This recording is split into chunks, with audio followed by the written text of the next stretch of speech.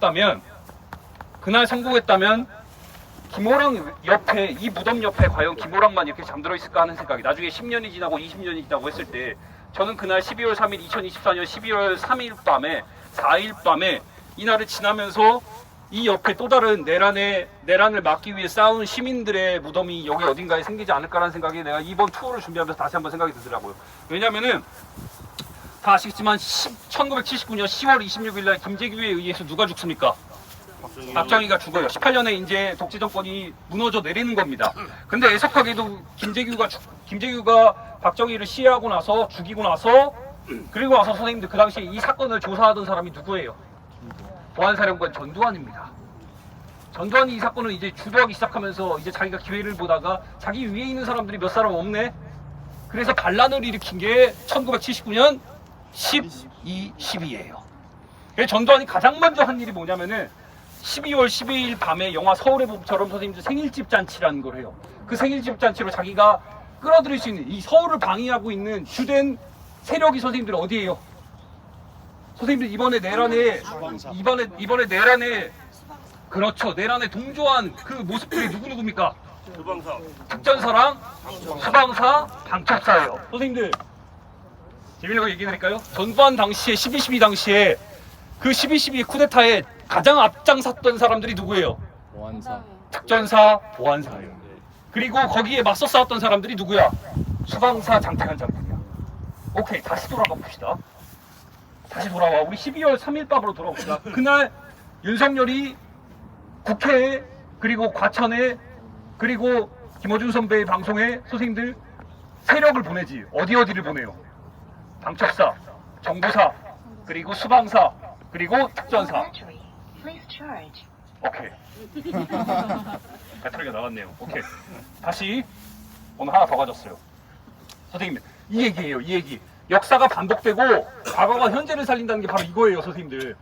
그때 특전사가 그때 그 12.12 군사 쿠데타에 참여를 할 때 그 12.12 군사 쿠데타를 막고자 했던 특전사령관이 있었어. 이따 우리가 만날 정병주 장군이에요. 그리고 그 정병주 장군과 함께 특전사에 침탈하고 있는 그 반란군들을 맞서 싸운 사람이 있었으니 정병주 장군의 보좌관이었던, 비서실장이었던 김호랑 중령이야. 그리고 그 당시에 수방사, 그때 특전사가 막 그 한남동에 침탈해서 들어올 때, 국방부 장관 공간에 침탈해서 들어올 때, 육군 참모총장, 그 다음에 합참의장에 침탈해서 들어올 때 이걸 막았던 사람들이 있었으니 그게 바로 특전사예요. 죄송합니다. 수방사예요. 장태환 장군이야. 그냥 무슨 얘기냐면은 12월 12일 날 쿠데타가 일어나고 12월 13일 날 00시 30분에 특전사를 점령하기 위해서 특전사 예하의 부대들이, 다키도나 이런 예하의 부대들이 침탈해서 들어옵니다. 최세창이나 들어와. 그 과정 속에서 최세창 이하의 그 자기의 육사 선배였던, 김호랑이 육사 선배였던, 잠시만요.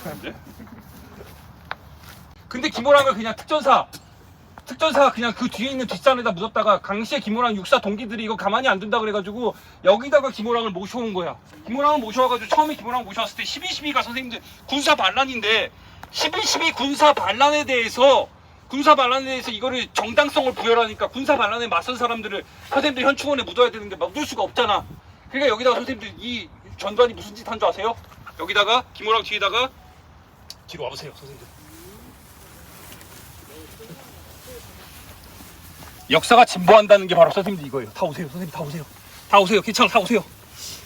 김호랑은 1944년 4월 5일 경남 김해에서 출생을 했습니다. 그래서 김호랑이 김해에서 초등학교를 나왔기 때문에 지금 김호랑의 흉상이 육사에 있는 게 아니라 경남 김해에 있어. 근데 선생님들 중요한 게 이거야. 1979년 12월 13일 특전사령부에서 전사잖아요.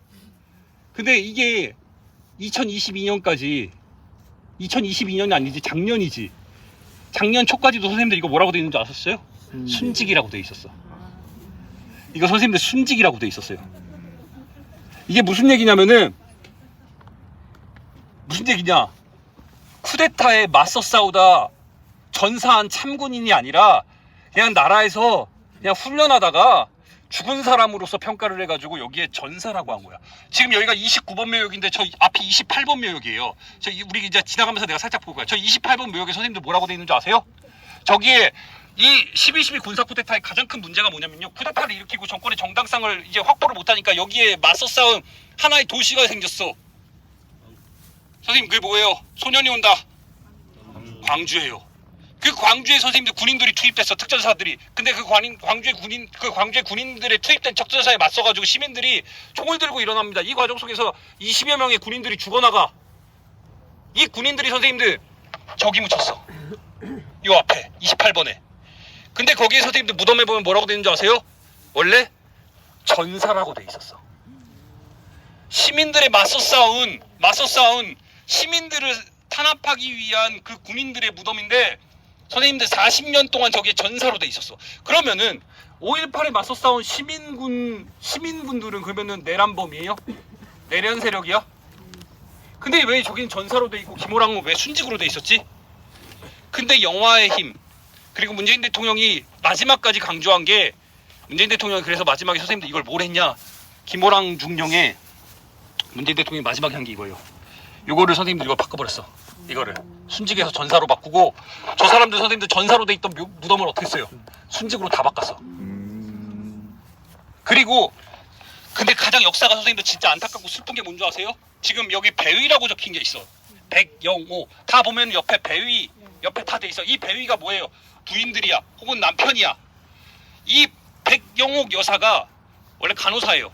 간호사였는데 김호랑 중령이랑 연애 결혼해가지고 특전사에서 관사에서 살았어. 근데 자기의 위에 있던 육사 선배 1년 선배가 그날 특전사에 와가지고 김호랑을 죽인 거야. 진짜 백영옥 여사 모르고 있었어. 근데 어느 날 갑자기 남편이 죽었다는 소식을 듣고 쫓겨났어. 관사에서. 그래서 부산에 있는 자비원이라는 근데 문제는 뭐냐면 그 충격으로 인해서 백영옥 여사가 선생님들 어떻게 된 줄 아세요? 실명됐어. 그리고 이제 정권이 87년에 선생님들 무슨 일이 일어나요? 민주항쟁이 일어납니다.